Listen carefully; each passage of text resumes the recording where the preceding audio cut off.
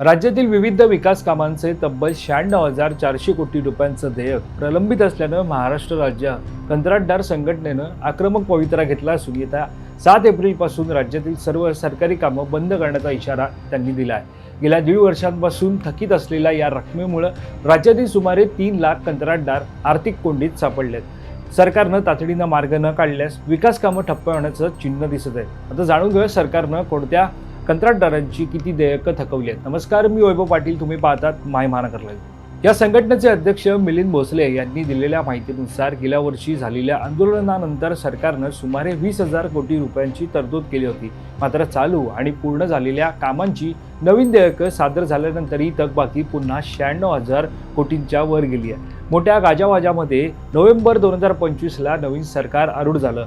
आज मिती 17 महिने झाले नुसत्या आश्वासनांचा पाऊस आर्थिक बजेटमध्ये पडला आहे। प्रत्यक्षात गंगाजळी रिकामी आहे। मागील सन 2025-26 वर्षात सर्व विभागाकडे राज्यातील विकासाची कामे मंजूर केली नाहीत तरी सुद्धा सरकार आर्थिकदृष्ट्या खेळखळ झालंय। हे प्रकरण अत्यंत गंभीर आहे। आता बघूया कोणत्या विभागाची किती रक्कम थकीत आहे। सार्वजनिक बांधकाम विभाग, रस्ते व विभाग, इमारत दुरुस्ती या विभागाची मागील वर्षी प्रलंबित देयकाची बाकी रक्कम ही 37,000 कोटी इतकी होती। आता यावर्षी अजूनही थकबाकी 29,000 कोटी इतकी आहे। जलजीवन मिशन व महाराष्ट्र राज्य जीवन प्राधिकरण यांची मागील वर्षी थकबाकी ही 39,000 कोटी इतकी होती। यावर्षी ही थकबाकी 35,000 कोटींवर आहे। ग्रामविकास व जलसंधारण विभाग यांची मागील वर्षी थकबाकी ही 8,500 कोटी इतकी होती। आता 6,500 कोटी ही इतकी आहे। पर्यटन विकास महामंडळाची मागील वर्षी थकबाकी ही 4,300 कोटी होती। यावर्षी ही थकबाकी 3,800 कोटी इतकी आहे।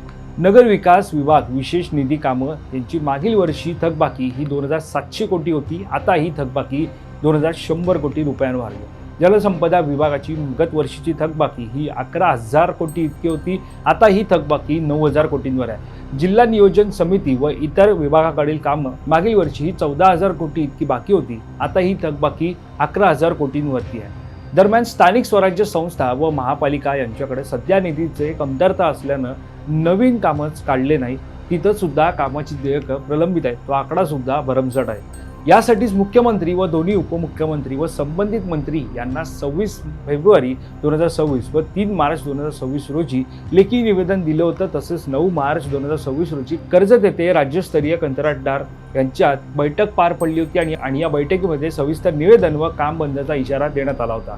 गत वर्षी 1,16,500 कोटी बाकी होती आणि हीच बाकी आता यंदा 96,400 कोटी इतकी आहे। याचाच अर्थ शासनानं 17 महिन्यात फक्त 20,000 कोटी राज्यातील 3 लक्ष कंत्राटदार व विकासकाला दिले। मात्र त्यावर अवलंबून असणाऱ्या 4 कोटी लोकांच्या व्यवसायावर आर्थिक संकट ओढावलंय। दरम्यान थकीत रकमेच्या पूर्ततेसाठी महाराष्ट्र राज्य कंत्राटदार संघटनेनं सरकारला इशारा दिलाय। त्यानुसार मुख्यमंत्री व दोन्ही उपमुख्यमंत्री यांनी 10 वेळा या गंभीर विषयावर चर्चा करण्यासाठी वेळ मागितली तरी फक्त खोटे आश्वासन मिळते। म्हणून आता राज्यातील सर्व विभागाकडील विकासाची कामे कंत्राटदार 7 एप्रिलपासून बंद करणार असल्याचा इशारा त्यांनी दिलाय। त्यामुळे सरकार यावर काय निर्णय घेणार हे पाहणं महत्त्वाचं ठरणार आहे। तुम्हाला या संदर्भात काय वाटतं हे आम्हाला कमेंट करून नक्की कळवा आणि या संदर्भातली अधिकची माहिती जाणून घेण्यासाठी तुम्ही माय महानगर लाईव्हला सबस्क्राईब करायला विसरू नका। धन्यवाद।